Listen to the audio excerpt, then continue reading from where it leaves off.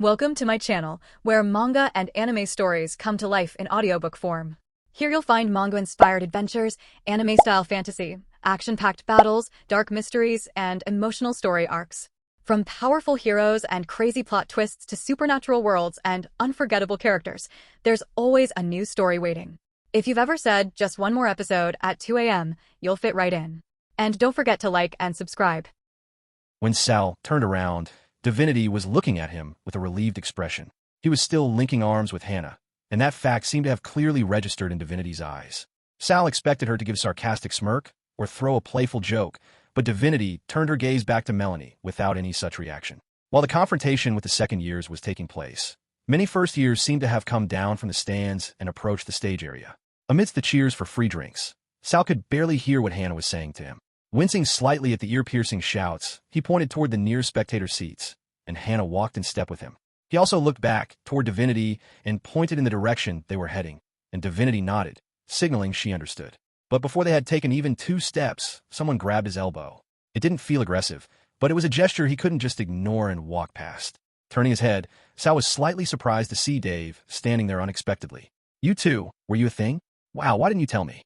Dave scratched his head and laughed sheepishly, while Hannah looked at Sal with a surprised face. She tilted her head as if it were ridiculous, but Sal just shrugged and smiled it off. Dave pointed at the stage with his thumb. "I saw everything earlier. I thought you would just knock him out right there, like in combat class." Dave shook his head regretfully, then pointed to another spot in the crowd. "Dominic is over there. We talked briefly earlier, and he says he wants to meet you sometime in a quiet place. He said he didn't even get to shake hands after the match back then."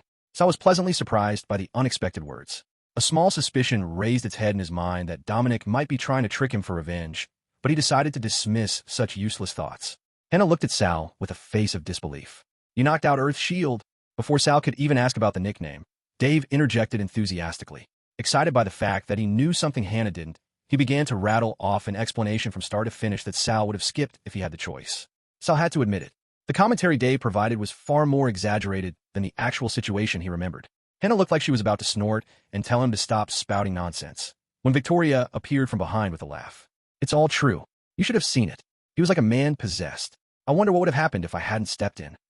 Victoria's gaze slid toward Hannah's hand, which was holding Sal's arm. However, Victoria didn't let it slide quietly like Divinity. She immediately added a meaningful remark. "Are you two an official couple now? I asked Sal if I could order a custom gauntlet, you see? But if you guys have an exclusive contract, I guess I'll have to look for another crafter." Her playful lips pouted slightly, but there was a subtle edge to her tone. Hannah looked at Victoria and slowly removed her hand from Sal's arm. She sent Sal an apologetic look and opened her mouth. "We aren't exclusive or anything like that. We're just friends." Hannah nodded, then tilted her head slightly and added cautiously, "But maybe really close ones?" At those words, Dave's eyes flashed toward Sal, and his hand shot up like lightning. Sal instinctively thought he needed to defend himself, but the hand was just waiting for a high five. Sal shook his head slightly, but Dave's smile didn't fade.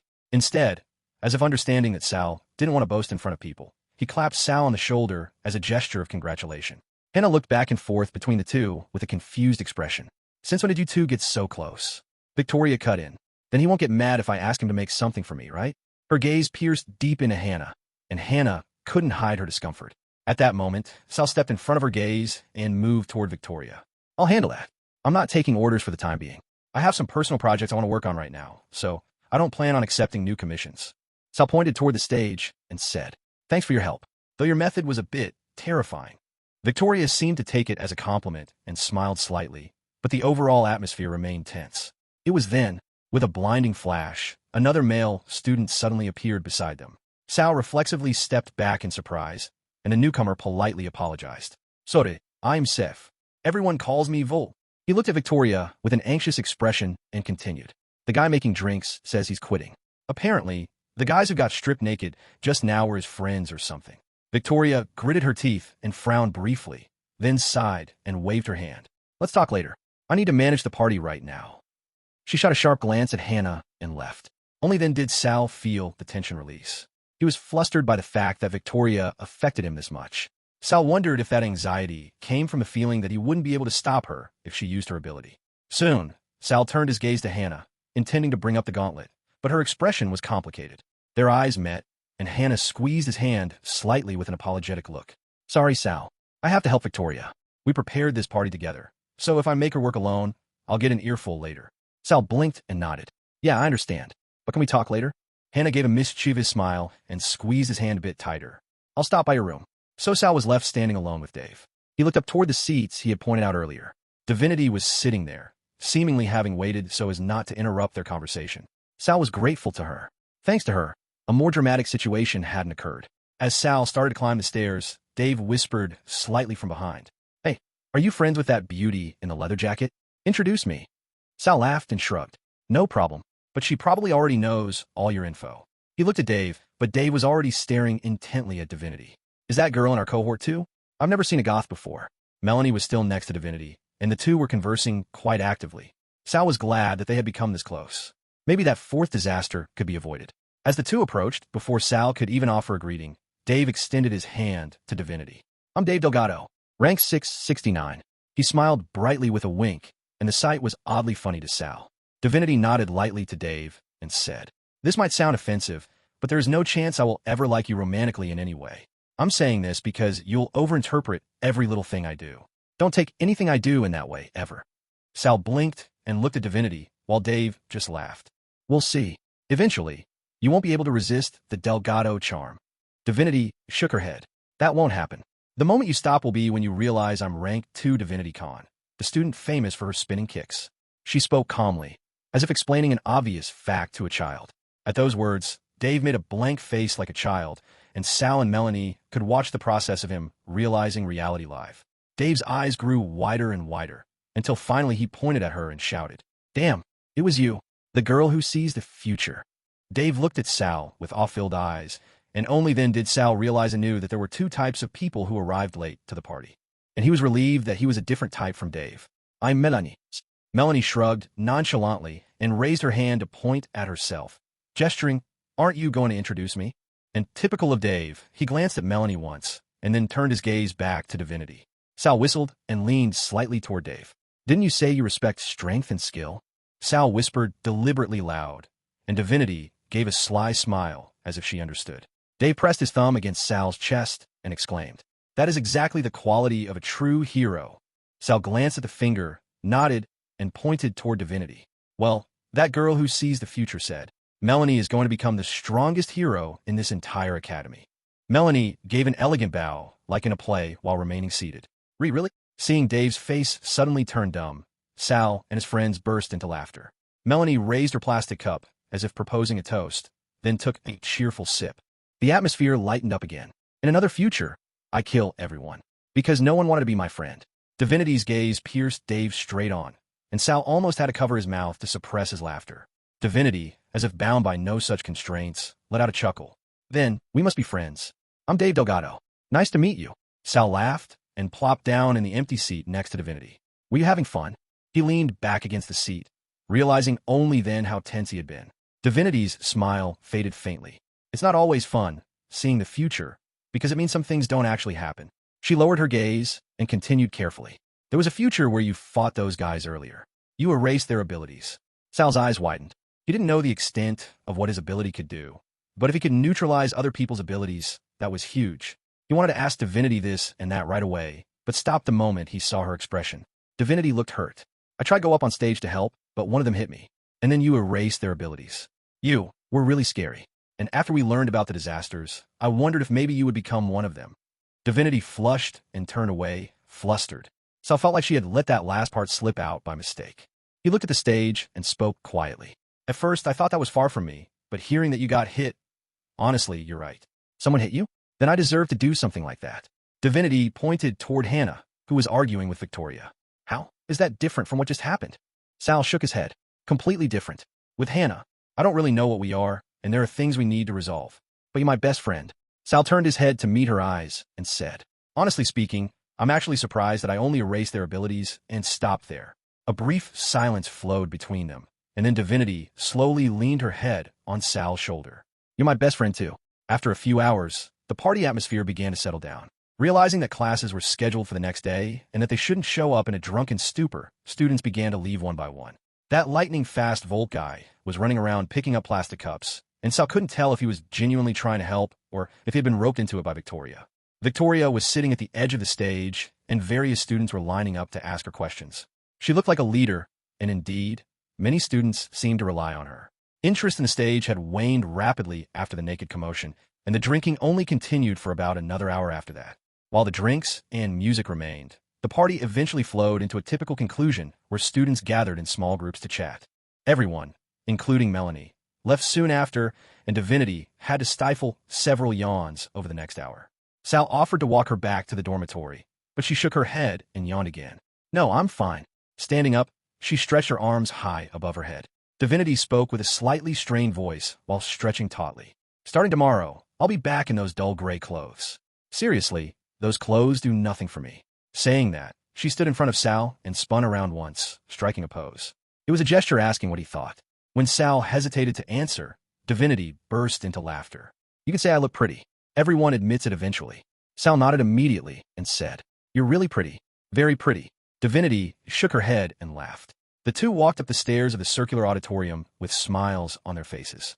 Following behind her, Sal inadvertently admired how well her jeans fit her. "Those jeans really suit you."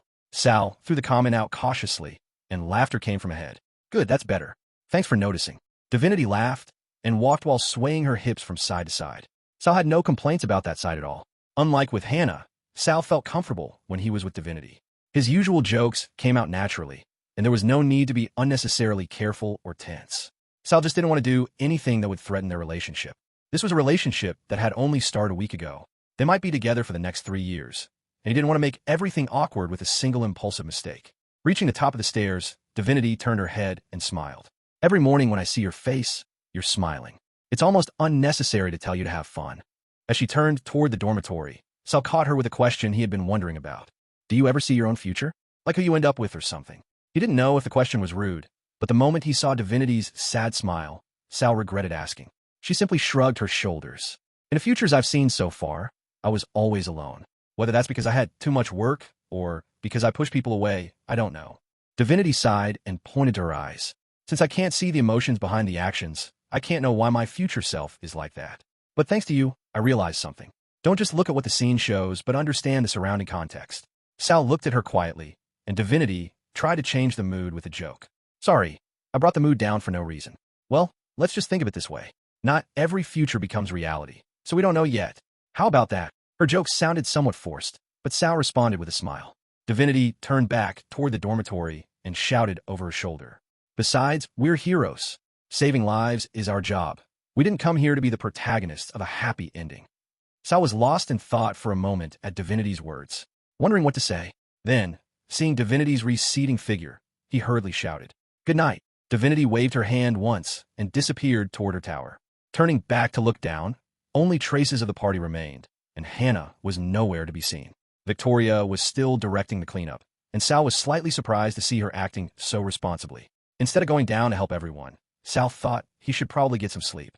He recalled what Divinity had said. Of course, there was a part of him looking forward to what events would bring a smile to his face in the future, but what weighed on his mind more was Divinity's expression. He couldn't imagine someone like her meeting a lonely end. If such a future existed, it must be the result of her own choices. She was smart, cheerful, strong, and incredibly powerful and beautiful to boot. Sal shook his head, trying to understand. She was virtually close to the perfect woman. At that thought, Sal stopped walking. Was he perhaps liking her in that way? Shaking his head, Sal wished this thought was due to alcohol, but he was as sober as he had been at the start of the party. After pondering for a moment, he realized he was overcomplicating everything. He and Divinity were friends, and there was no problem between them. Victoria had only tried to provoke Hannah, and she hadn't succeeded. There was no need to make life more complicated. Sal nodded. There was nothing more to think about. Now was the time to focus on classes, projects, and his future. Everything else could be put on the back burner. Finally arriving at the lobby, Sal reached the elevator area and only then noticed Hannah sitting on a nearby chair. There was a water bottle in front of her. As Sal approached her, Hannah's expression seemed to suddenly droop. Before he could even speak, she bit her lip and said, "Sal, I'm sorry. Can we postpone our talk to another day? I promise, I'll make it up to you." Hannah looked at Sal with faintly hopeful eyes, and he nodded. "Of course. Are you okay?" Hannah sighed a mix of relief and irritation, pointing her hand toward the circular auditorium outside. "It's just, because of Victoria. She insisted on reporting those guys, so I have to write a statement too." She pointed to the water bottle in front of her. "I need to sober up before writing it." I can't write it while drunk. But seriously, I don't know why we have to do this now. We could just do it tomorrow. Hannah let out an annoyed sigh and closed her eyes. Then she took Sal's hand and squeezed it lightly. I mean it. I'll definitely make it up to you. After saying that, she picked up the water bottle and left the lobby. Sal was left there, with no plans remaining for tonight. Sal, are you doing this on purpose? Upgrade said sarcastically as Sal entered the workshop. She pointed to the clock hanging above the elevator. You've only been out for 5 hours. You're supposed to drink, pass out, do something stupid, and then come back. The things you do now will remain in your memory forever. You'll have plenty of time to be stuck in the workshop later, you know? Sal brushed off her nagging as if it were nothing and headed to his workbench. But Upgrade stood up from her seat and raised her palm to stop him. There are some guys who have no choice but to be stuck in the workshop. Kids who get treated like background scenery, even if they go to parties. There are plenty of them in our workshop. Her eyes scanned Sal up and down nonchalantly, and Sal felt a strange surge of pride, seeing her nod in satisfaction. With looks like that, I don't think that's the problem. You dressed up decently, didn't you? It might be worth upgrading your uniform by ditching that messy blanket shirt. Sal laughed and headed to his desk. There's something you should know. Originally, I wasn't planning on coming into the workshop, but I suddenly remembered Vanessa saying she'd leave some cores for me. She said it's an early reward for the commission. Did they arrive? Sal looked at Upgrade with eyes full of anticipation. She put her hands on her hips and sighed. If I say they arrived, you're obviously going to start working right now, aren't you? Instead of answering, Sal just smiled brightly. Upgrade grumbled as if groaning. It's all set up in room 17. Please, just don't stay up all night. Yes, understood. One wall was covered with a blueprint board filled with glowing designs, and in the center sat a wide workbench with beams of light passing through it. Above it, complex multifunctional crafting equipment hung from the ceiling. Besides that, the only thing that caught Sal's eye was a long sofa placed on the opposite side of the workbench. The air conditioner was pumping out cool air, and Sal quite liked the chill. Sal pulled down an engraving tool from the multifunctional equipment, surprised by the almost negligible resistance from the connected cable. It was equipped with a laser cutter, a 3D printer, and even a small industrial furnace. Then Sal turned to the fancy box placed on the floor, which he had saved for the best moment. His name was engraved on the box, adding a luxurious feel to the whole package. Mythos. Sal smiled as he opened the box. Inside the drawers, organized like trays, individually packaged cores revealed themselves. Each core had an appraisal tag attached, and there were far more materials than expected, including various fabric scraps, metal ingots, and vials containing colorful liquids. Sal carefully organized the case, suppressing the urge to take everything out and look at it. He didn't have much time, and he didn't want to repeat the mistake of working all night. Swallowing his regret, Sal put the wonderful materials back into the case and took out only what he needed immediately. All his creativity was screaming to make the evolving dagger right now, but Sal suppressed that impulse, remembering the promise he made to himself. On the other side of the table lay Watcher's sniper rifle. Although he had never manufactured parts himself before, everything had a beginning. Normally, he would have wanted to dive straight into modification, but Sal decided to approach it slowly, as he had learned from Upgrade. He took out a new sheet of sketch paper and began to examine the rifle meticulously from every angle. Just as he had done with the dagger earlier, he transferred the weapon's dimensions, component structure, mounting methods, and usable elements onto the blueprint one by one. It proceeded much faster than expected, and Sal smiled with satisfaction. His practice was finally starting to see the light. Just then, Upgrade entered the room and flopped onto the sofa. All right, spill it now. Why'd you come back here? Isn't it the rule to drink until you're drunk there? Sal continued to draw precise lines, alternating his gaze between the blueprint and the sniper rifle. The party was almost over. The guy selling drinks packed up early, and people looked tired. Upgrade turned her head to look at Sal. Did you at least make some friends? Please, I've been here all day. Tell me something interesting. Sal shrugged his shoulders while continuing to work. I made one good friend. You've seen her, right? Divinity. Upgrade let out a groan-like sigh and sat up to get a proper look at Sal. That's it? No scandals. Really? She shook her head side to side and stood up from her seat, about to walk toward the door when Sal spoke up. There was almost a fight. Finally, Upgrade spun around and ran back to the sofa, her face full of anticipation. Tell me everything. Don't leave anything out. Sal paused his blueprint work and told her about what happened at the party, the confrontation with the second years, and Victoria's intervention. But Upgrade raised her palm to stop him. Wait, who is this Hannah girl? She danced with you? You know I danced too. Sal burst into laughter at the barrage of questions. Upgrade stood in front of him with her arms wide open. I'm sorry, but there's only one way to verify if you're real. You have to show me that dance right now. Sal looked at her with disbelief, then eventually burst out laughing. Upgrade shook her head and said, I can lock this room and make it so you can't work except during core hours. The choice is yours. She waited with both arms raised, and Sal finally put down his pen as if resigned. Letting out a small groan, Sal took her hand, spun her around, and began the steps. Tajda, Sal exclaimed in a monotone voice, tapping his toes on the tiled floor. Can I go back to drawing the blueprint now? Upgrade made a contemplating face but didn't let go of his hand. I think I need more opinions. With those words, Upgrade spun around, opened the workshop door, and went outside. Sal was dragged along in the flow and followed her out. Did everyone know that we had such an amazing dancer hiding among us? A few tired faces looked at them, and Upgrade raised her hand high with an elegant gesture. The laughter bursting between her words and her exaggerated dance moves threatened almost every workbench. Since he won't go to the party, we have to bring the party to him. Sal looked back at the box of materials and the unfinished blueprint with regretful eyes for the last time, and at that moment, Upgrade grabbed his shoulder. Now, Mr. Argento, show us a dance worthy of someone from the auction house. Whistles and cheers erupted from all over the workshop, and Sal burst into laughter. Seeing Upgrade looking at him with a grinning face, Sal finally spoke, as if resigned. Screw it, let's do this. I'm telling you, her legs have to be robotic. Otherwise, it's impossible. Upgrade said with a groan, massaging her calf. She and several crafters were sprawled on the sofas in room 17. Initially, Upgrade had dragged Sal around, but soon the initiative had flipped, ending in Sal's victory. Thanks to that, several crafters offered to help with the sniper rifle restoration as a reward. Right now, Martin was teaching Sal how to operate the fabricator. Sal watched in awe as the firing mechanism was printed before his eyes, and following Martin's instructions, he infused his essence into the printer line. Inside the machine, the essence fused with the material alongside a small laser, transforming it into an essence-infused component. The surprising fact here was that Sal's eyes immediately adjusted to the task, showing much more precise figures than the standards Martin had suggested. Hey Sal, roll up your jeans. Are your legs real? Upgrade put down her wine glass and persisted. Gosha, sitting next to her, snorted with laughter, and Sal struggled to suppress his own. They are definitely real legs. After trying his hand at making a few small parts himself, Sal felt much more comfortable talking with the people here. He was gradually getting used to operating the fabricator, and his eyes were organizing the complex processes on their own. The Mythos Crafter ability automatically pointed out problematic areas, and small mistakes were immediately correctable with just raw essence. Sal was certain that the part he was crafting right now would be at least high rare rank without any separate finishing touches or upgrades. Next is a lens. Martin pointed toward the industrial furnace. The glass from the disassembled scope was being heated. Sal nodded and focused on finishing the firing mechanism first. If he were alone, he would have overthought every single step of this process. But thanks to Martin's precise hand movements and steady explanations, the work flowed almost instinctively. Professor Upgrade, isn't Martin actually an instructor? I'm learning way more from him. Sal said playfully as he placed the finished firing device on the table.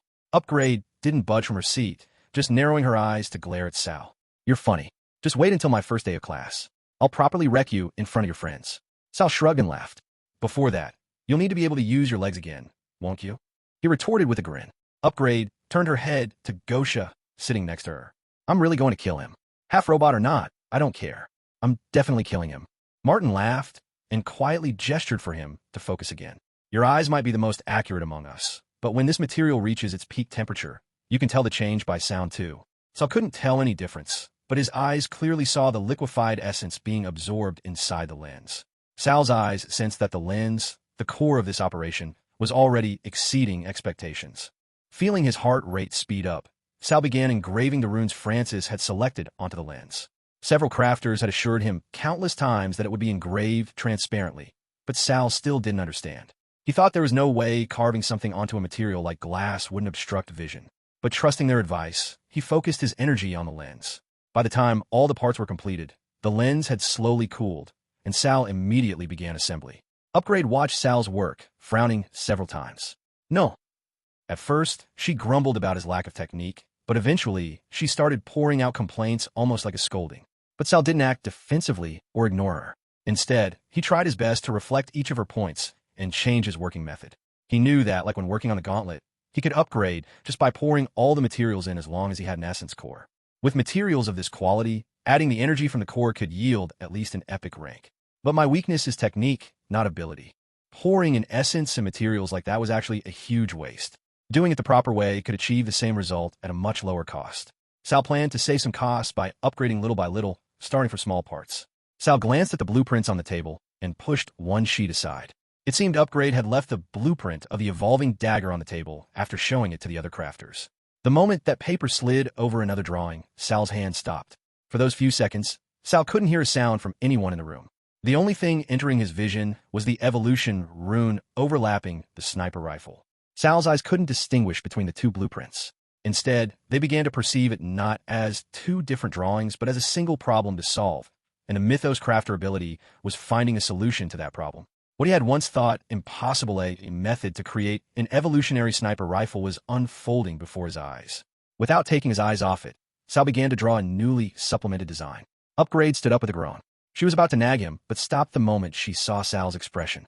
Sal's eyes were shining a vivid purple. Upgrade glanced at Martin. He just shrugged. Sal didn't react to any words. Only his hands danced on the paper, drawing the design. Isn't it a bit late to fix things after making all the parts? What did you mess up so bad? Upgrade said as she approached the blueprint, then stopped. Then she slowly shook her head and said to Martin, "Hey, get over here and look at this right now." Sal could barely hear what was being said around him. He scanned the design unfolding before his eyes one by one, repeating inwardly, "Does this make sense? How?" It looked like the stupidest idea ever, but his eyes were saying it was possible. And so far, those eyes had never been wrong. Thoughts of calmness and following standard procedures disappeared. This design demanded creativity that far surpassed common sense and overwhelming essence energy that only his ability could handle. It was something that would require a team of masterclass crafters, and the materials he had now were nowhere near enough. Martin looked at the drawing and glanced at Upgrade. Evolutionary rifle, making bullets guide to the target from that distance? It makes sense for a dagger since it sticks, but this is, what should I say, like a fishing rod idea. He laughed as if it were absurd, but Upgrade didn't laugh. As the drawing became more concrete, her gaze grew increasingly serious. "Sal, the idea is fresh and good, but this isn't what the client wanted." Even in the atmosphere filled with excitement, she spoke in an unwavering, calm tone. "You've already been briefed. You have the parts you brought. Now you just need to assemble it. You know that, right?" Sal's eyes slowly returned to silver, and he took a step back from the table. Gosha, Martin, Upgrade. The three looked at him with concern in their own ways. Sal knew they cared about him and genuinely wanted to lead him on the right path. The problem was, they hadn't seen what Sal saw. They were seeing this design as just a few simple drawings. Sal frowned. He could definitely make the epic sniper rifle the client demanded. But the evolutionary design that just came to mind was absolutely not at a level that could be pushed through with force. Material consumption would be beyond imagination, and the core would be literally sucked dry. Even with all the skills in place, it was clear that making this would take endless time. What if I outsource some parts and upgrade them myself at the end? Theoretically, it was fine, but the crafting ability of outsourcers was limited to rare rank. If there was a team that could work based on epic rank, it would be perfect. At that moment, Sal's thoughts reached divinity. He had never properly asked her about the changes that occurred after he released her ability. If there were side effects, wouldn't she have said so? Then there must be no side effects. With nothing left to lose, Sal clasped his hands together and asked cautiously, "By any chance, if I could enhance your abilities for a certain period, would you be willing to help me craft this design?" As Sal pointed to the evolutionary rifle blueprint, all three looked at him as if he were crazy. Just as Upgrade shook her head and was about to go into lecture mode about responsibility and expectations again, Martin cut in first. "Hypothetically, I'm in." Upgrade looked at Martin in disbelief, but beside her, Gosha also quietly raised her hand. "I'll help too." Upgrade rolled her eyes and pointed her chin at the drawing. "Fine, if this even makes sense, I'll help too. But it's not as simple as saying it, is it?" Sal quietly raised his hand to stop her. Upgrade raised one eyebrow, put her hands on her hips, and gestured for him to continue. "I have one more question. Would it be okay if I enhance your abilities, seniors?" You don't have to do anything. I won't even touch you.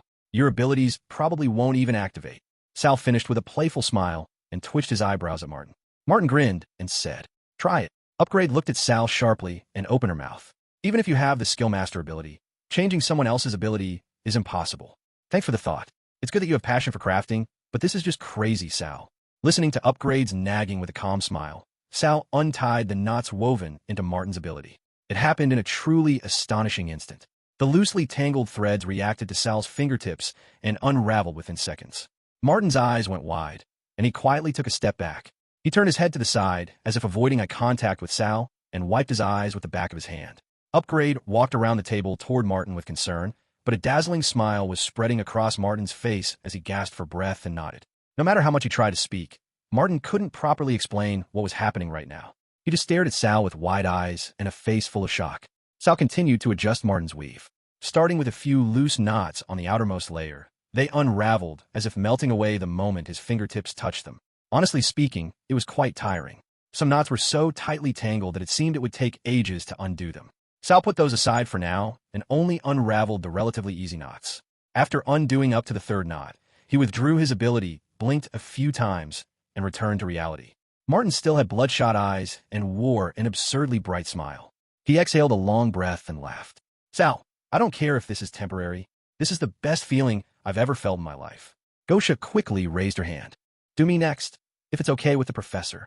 She glanced at Upgrade once and then looked back at Sal, adding the last part.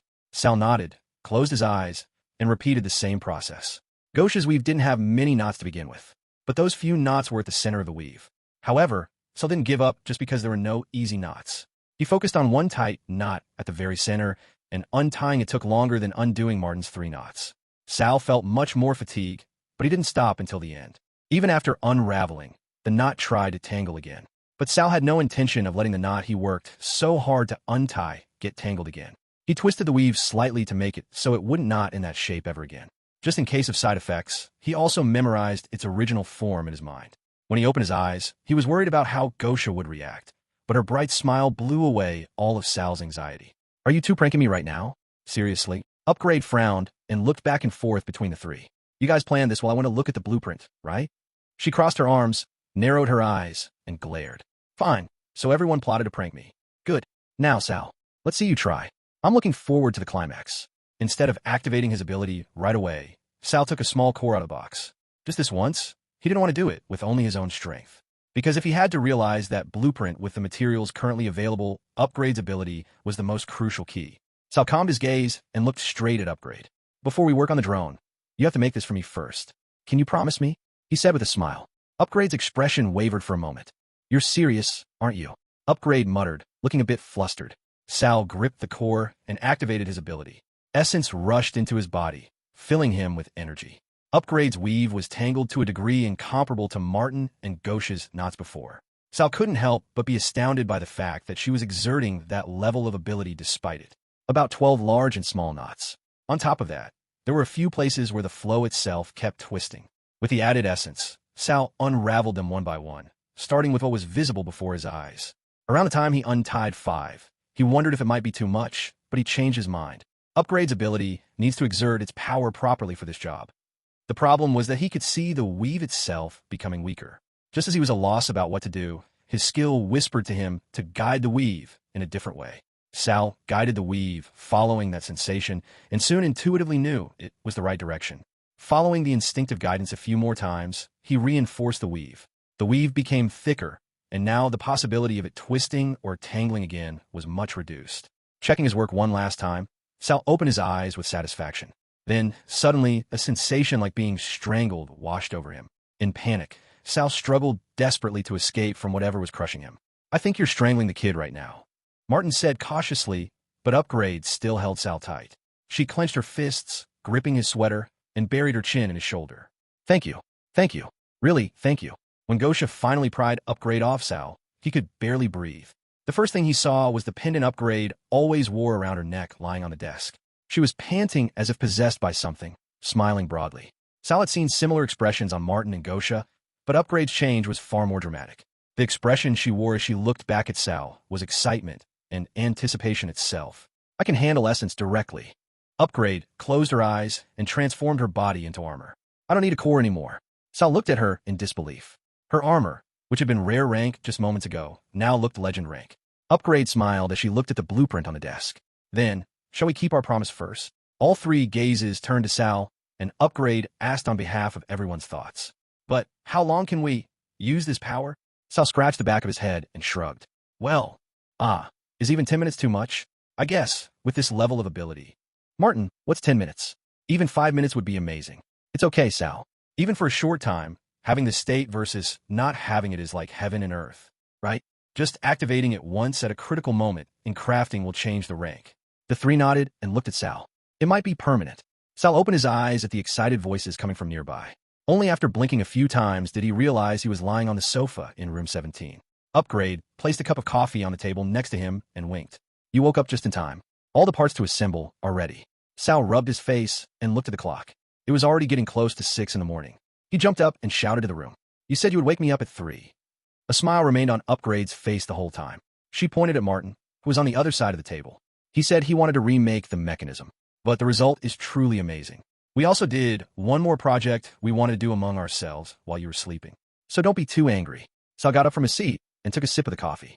Unfortunately, it was not brewed by Alex, but was similar to the coffee sold at the stalls. Sal mulled over Upgrade's words for a few seconds, ignored his aching back, and scanned the table. Looking at the table, he could not believe the sight unfolding before his eyes. All the parts he had imagined were laid out as if waiting to be assembled. On top of that, the parts were of much higher quality than expected. As he turned his head, his eyes met with someone. Upgrade. He could tell at once thanks to whom that quality was achieved. Just then, Gosha approached the other side of the table awkwardly, as if hiding something. Upgrade saw Sal's questioning expression and gestured with a smile. "Just show him. I'm curious what his reaction will be." Gosha moved her body slightly and pulled back a piece of silver cloth lying on the table. As she lifted the first cloth, a new uniform revealed itself. His eyes, which were automatically analyzing the items on the table, began to work the moment they saw the shirt. "Epic grade?" Sal gasped in surprise. Upgrade pointed alternately at Martin and Gosha. "It isn't me this time. It is a surprise gift they planned entirely." Sal approached wordlessly and touched the shirt. It was quality several times more advanced than what he had initially designed, but it felt familiar somehow. Unlike his design that used silver-infused metal, circuits covered the entire shirt like black threads and were moving as if alive. To Sal's eyes, even the amazing sight of at least 8 runes harmonizing and coexisting was visible. Name: Argento shirt. Origin: crafted. Vintage new. Grade: epic medium. Dimensions: chest 42 inches, neck 17.5 inches. Material: refined upgrade essence, refined mage essence, void silk, essence core. Attributes: defiance, nullifies pierce and blunt damage, reflects damage with a certain probability. Synergy: shares abilities between identical set items. Chameleon: changes form according to the wearer's ability essence. Abilities: challenger, synergy, chameleon. Power source: enhanced core. Evolution potential: none. Quality: excellent. Durability: 100%. Estimated value: $45,000, $70,000. Sal's gaze finally stopped at the collar of the shirt. The collar, finished with black metal, sparkled whenever it caught the light, and Sal immediately realized that a core was engraved inside it. He wanted to say something, but no words came out even when he opened his mouth. At that moment, Gosha reached out from behind Martin and showed him black pants of the same material bordered with silver. Name: Argento pants. Origin: crafted. Vintage new. Grade: epic low. Dimensions: waist 32 inches, leg 34 inches. Matériel: raffiné de grade d'essence, raffiné de mage essence, polyester, diol. Attributes: stability, nullifies movement penalties or hindering abilities. Synergy: shares abilities between identical set items. Shock nullification: nullifies fall damage and external attacks, reflects damage with a certain probability. Abilities: stability, synergy, shock nullification. Power source: enhanced core, set, external essence. Evolution potential: none. Quality: excellent. Durability: 100%. Estimated value: $35,000, $50,000. These pants work alone, but they create a great effect when worn with the shirt. It is ideal to wear the shirt tucked into the pants, so that the essence can connect. Gosha and Martin calmly folded the clothes and handed them to Sal once they finished speaking. Consideration not to burden him was embedded in their smiles. Considering what we received, this is too small a repayment. Even if it isn't permanent, it was the moment I felt most alive in my entire life. Martin raised his eyebrows at Upgrade. So we all tried making one thing each. When Sal looked at Upgrade with disbelief, she silently placed a small box on the table. "It feels a bit off for me to wear my first experimental piece myself, so you use it. It is the result of the first experiment made with a new skill grade." She smiled and pointed at the box. As Sal opened the box, inside was a pair of fingerless gloves, even more luxurious than the ones Upgrade usually wore. When Sal looked at her with a surprised face, she nodded. "If you flow essence into them, they will transform into your tool set just like mine." Upgrade raised her hand to demonstrate the function. Her hand changed into various mechanical devices capable of precise manipulation. It will take some time to get used to, but once you do, you will never be able to go back. Sal looked at the gloves. His eyes were naturally providing information, just like with the uniform earlier. All epic grade. They were the highest grade items among everything he owned. Even if he emptied all his Q credits, he would not be able to pay for even one of these. Unable to find words to express his gratitude, Sal stared blankly at the gifts and simply checked the information flowing endlessly into his mind. Name, Argento gloves. Origin, crafted. Vintage new. Grade, epic high. Dimensions, circumference 8.5 inches.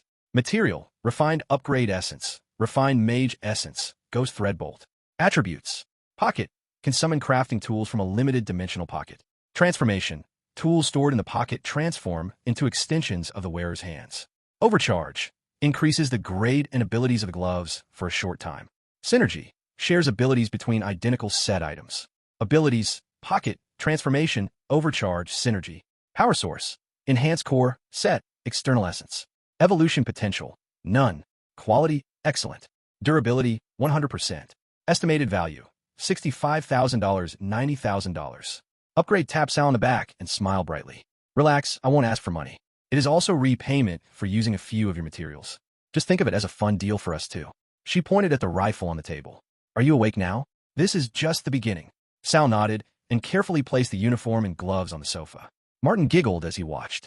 Sal, that shirt can withstand a direct hit from a Hulk ear. If you fly into a prowler, the prowler would probably pass out.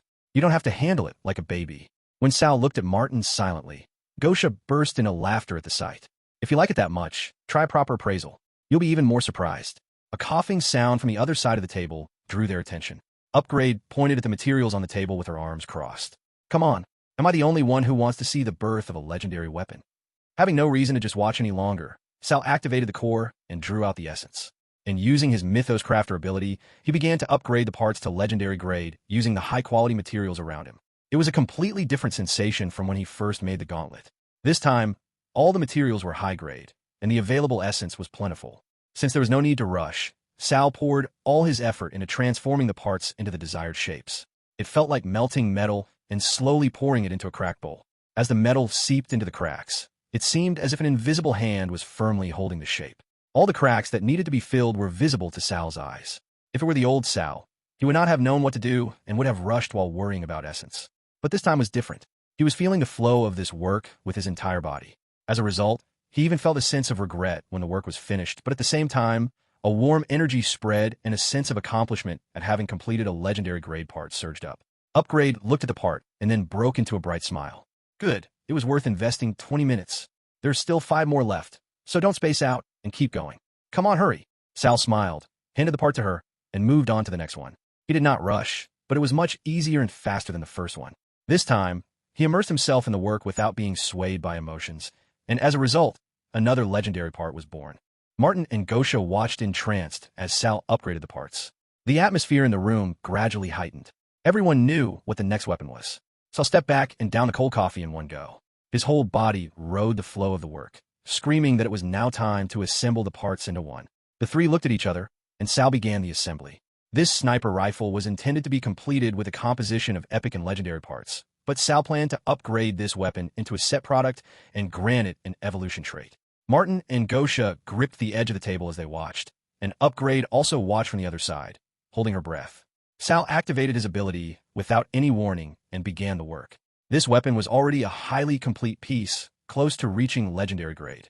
Sal was pleased that several key parts were of better quality than expected and visualized the blueprint in his mind. The sniper rifle was a tougher opponent than the crack bowl from earlier. It was a task of filling hundreds of tiny gaps with essence to turn a weapon with a detachable structure into a single, integrated form. The process of melting and fitting the parts felt like a power struggle with the gun. It took Sal over an hour just to refine the weapon until it became legendary grade. Done. Now only the last part remains. Sal used his essence to engrave an evolution rune onto the sniper rifle. After connecting strands of energy to every part of the gun, he slowly engraved them into the weapon's essence core. Before the results could even be checked, the sniper rifle vibrated on the table, causing everyone to step back in surprise. However, Sal alone did not step back. It's trying to absorb the epic core. He did not panic at the unexpected situation and continued to draw along the lines. Setting the evolution trait was successful, but in this state, it would become a weapon that continuously absorbed the user's essence. The blueprint Sal had designed could solve this problem. It was a method of connecting essence to the bullet so that it absorbed essence from the target every time it was fired. It was an idea just like a fishing rod, as Martin had said. He wound strands of essence in a spiral around the barrel. The strands wound this way were structured to be shot out together whenever a bullet was fired, allowing them to absorb the target's essence. It seemed like a nonsensical method, but it was possible according to the blueprint, and his eyes were also telling him that this was the best way. Trusting his mythos crafter ability, Sal carefully placed that complex skein onto the barrel. After pouring his whole mind into it for nearly an hour, he finally took his hands off the sniper rifle. Then, looking carefully at the gun, he spoke. It doesn't absorb essence at all, and to my eyes, it is perfect with nothing left to fix. Shall we check the result now? With those words, Sal deactivated his ability, and the result revealed itself. Unlike the other equipment he worked on so far, this gun did not just shine briefly and cool down, but emitted a soft glow for several minutes. Everyone watched the process with bated breath. Sal gratefully accepted and drank the instant coffee Upgrade handed him. Martin flopped down onto the sofa and closed his eyes, and Gosha followed suit. Both of you, go to your beds and sleep. I'll just rest my eyes for a moment. Me too. The two, who had only shaken their heads at Upgrade's words, must have fallen asleep already, as the sound of their breathing could be heard. Upgrade smiled and said, "It is one of the most tense moments of my life, yet the background music is Martin's snoring." Just as Sal was about to say something, the radiance emitting from the gun began to slowly fade. He and Upgrade watched the sniper rifle taking shape before their eyes without saying a word. It is natural for the appearance to change when upgrading an item, but Sal had set it to keep the Maslow engraving on the side of the gun. He had allowed the essence to freely intervene in all other parts, and the weapon was reacting to that setting as if it had received a challenge. The barrel grew a few inches longer, and the muzzle swelled to a shape close to a cylinder. The scope, which was once a fat oval, changed into a long and sleek telescopic form. The sniper rifle, which looked like a crude assembly just moments ago, was now reborn as a precisely crafted masterpiece. As the radiance completely disappeared, Sal whistled in admiration of the sleek barrel of the weapon lying before him. He immediately activated his eyes and rejoiced in the fact that everyone's efforts had concluded successfully. This gun was a legendary grade weapon and, at the same time, equipment equipped with a complete evolution trait. If it continued to accumulate kills, it would evolve into Mythos grade and likely become the most powerful existence among all existing long-range weapons. Sal felt like he wouldn't be able to wipe the smile off his face for a while. Upgrade suddenly pulled Sal into a short hug and then pulled away. She handed the engraving tool she was holding to Sal and pointed at the sniper rifle. "You have to sign it." As Sal accepted the tool with slight hesitation, Upgrade said with a smile, "Are you going to let everyone who sees this gun mistakenly think Maslow made it?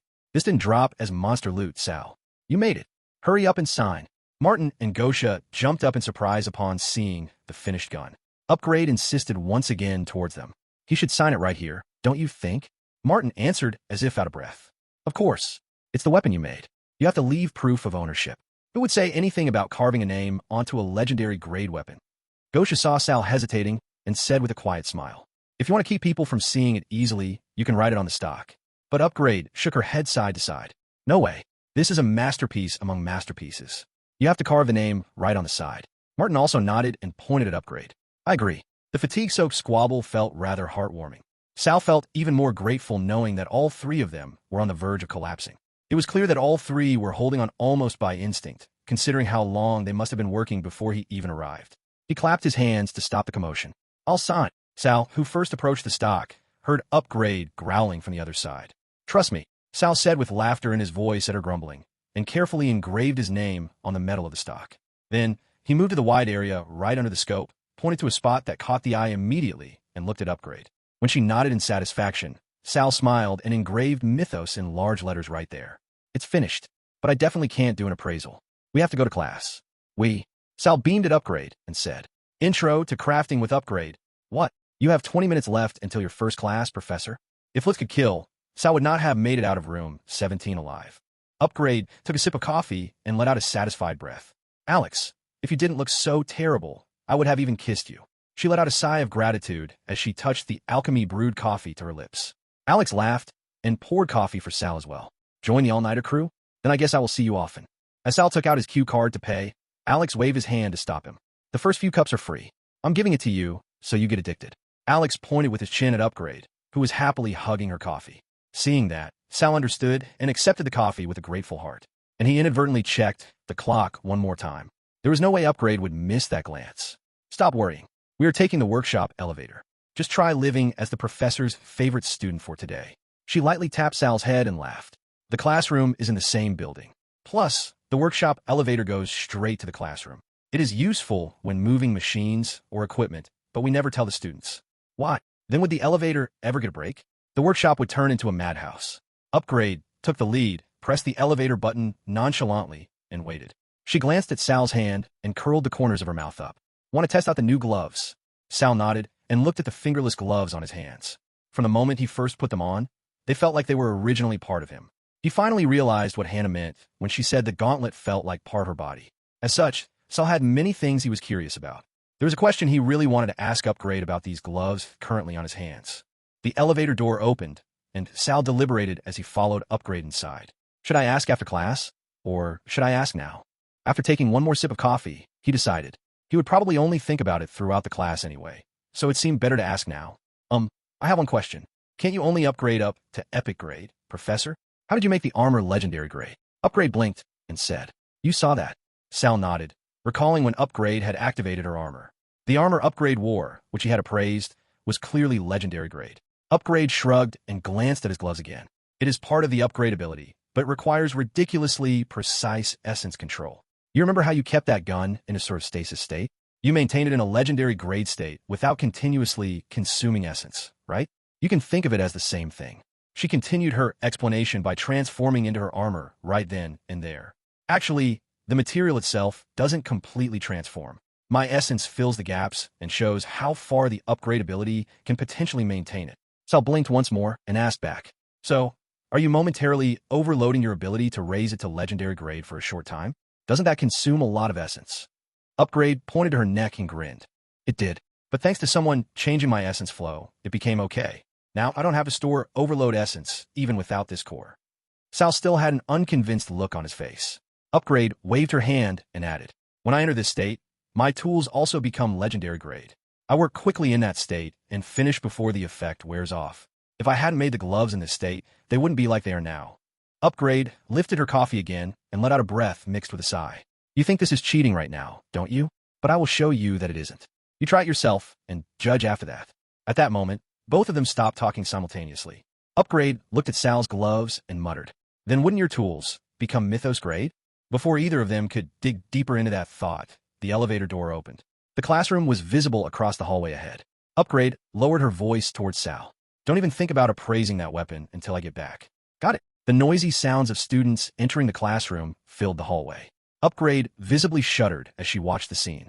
Just as Sal was about to say something to her, as she downed the remaining coffee in one go, she snatched his cup and emptied it as well. Upgrade exhaled with a satisfied face and said, Much better. You at least got some sleep. So no complaints. Now focus on the class and don't act like you know me, okay? She plastered a fake smile on her face and followed the students into the classroom. Sal was left alone in the hallway, standing blankly holding 2 empty mugs. Okay, let's start by figuring each other out. Raise your hand if you chose crafting because you didn't want to go out into the field. Upgrade smiled and looked around the classroom. A few hands went up, and she nodded without hesitation. I'm not trying to judge you. I'm just asking because I'm curious about your motives. Then, who chose crafting to make money? This time, quite a few students raised their hands, and Upgrade responded with a smile. Lastly, who chose crafting because you didn't know what you were good at yet? This time, to help the atmosphere, Upgrade herself raised her hand. I also had no idea what I wanted to do when I first came here. At that moment, the entire classroom visibly relaxed. She was completely different from Jez, Rust, or Sinclair. So I could almost hear everyone sighing in relief inwardly at that moment. Upgrade sat on the desk and leaned back on her palms to secure her posture. Since today is an introductory class, we won't be doing any practical exercises. Instead, we're going to take time to find out what kind of people you are and decide on the personal project you will proceed with during the semester. We need to be honest to align our mutual expectations. So, everyone close your eyes. Sal closed his eyes along with the other students. You aren't here just because you have a skill. You are here because you want to be heroes. There are about 100 students from various cohorts in this class. Everyone has different goals and has walked different paths. Soon, Upgrade's voice filled the quiet classroom. Personally, I chose this path because I wanted to make things that could save people. A very subjective reason. A great weapon can kill monsters and save countless lives, and a well-made barrier can stop a flood and save 100 people. It could be faster transportation, a better signal system, a more accurate aiming system, or even a sturdy shirt. The students gradually began to listen to her words. For example, what if you made protective clothing? Crafting can go in any direction you want. There is no correct answer here, and no perfect direction. The only direction is developing your own capabilities. Upgrade's voice remained steady as she continued. Here, you will learn skills and expertise. This eventually makes everything equal. You cannot learn the basics just with abilities or skills. So close your eyes and think seriously. Right at this moment, you are all standing on the same starting line. Rankings and abilities mean nothing. If you hear something that applies to you, raise your hand honestly. Upgrade's voice got closer. It was clear she was walking among the students as she spoke. Raise your hand if the reason you learn crafting is to make money. Sounds of bodies moving were heard here and there. Upgrade burst into laughter. There are a few? Don't worry, it's not a bad thing. Not all of us are altruistic. The ability to earn Q credits is really important for surviving here.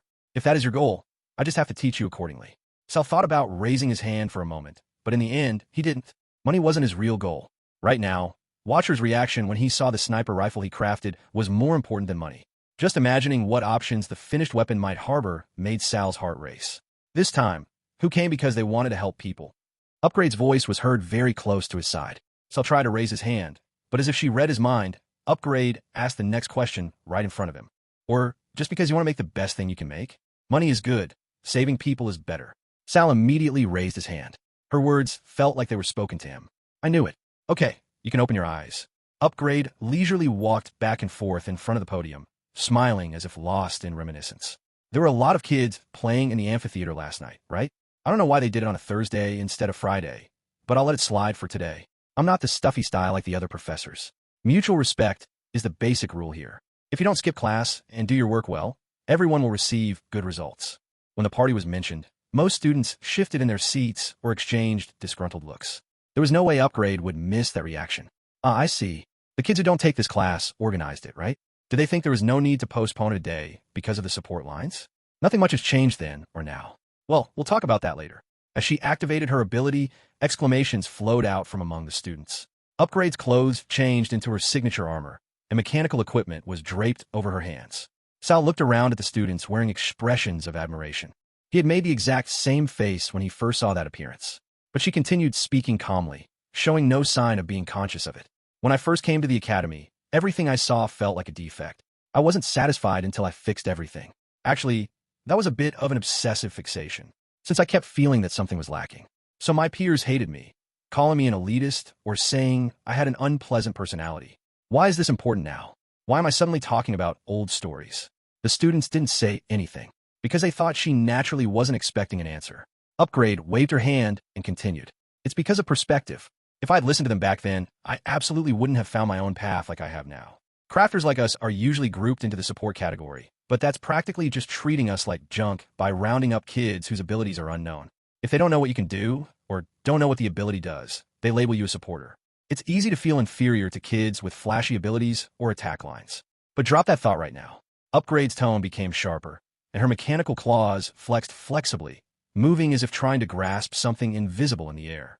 Each mechanical part rotated separately like living fingers, making operating sounds. Who makes the weapons, armor, and tools? What about the analysis that provides information? Who makes the potions that maintain life? Who on earth makes the barriers that protect you every night? Upgrade grinned at the students. We make them. The support profession is the backbone of the hero industry. So never lower your heads. Without us, everyone would still be fighting monsters with non-essence weapons, you know? You all know what the end of that is, right? Laughter spread throughout the classroom, and Upgrade deactivated her ability, returning to her casual clothes. There's another reason I brought up my personality or abilities. The goal of this class is to grow each of you, not with some special ability, but by teaching you skills that can influence society. The evaluation criteria are simple. Willingness to learn, overall development, and a personal project. You just have to submit it by the end of the semester. And the group project I mentioned earlier, that one you will work on with me. She smiled as she returned to her desk. Crafters tend to be individualistic by nature. But if we cooperate, we can achieve things beyond imagination. I intend to show you that this time. Upgrade leaned against the desk and said, I'll count today as just adjustment time. We won't do theory or practice, but instead, let's answer 2 questions. First, what is the invention you will make for your personal project?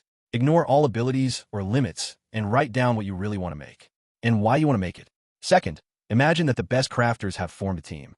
Propose the coolest item imaginable that could be made as a team project. Likewise, there are no limits on this. You can talk to each other. Just make sure to submit these 2 answers before you leave. Sal looked down at the desk. 2 text boxes were floating on the screen.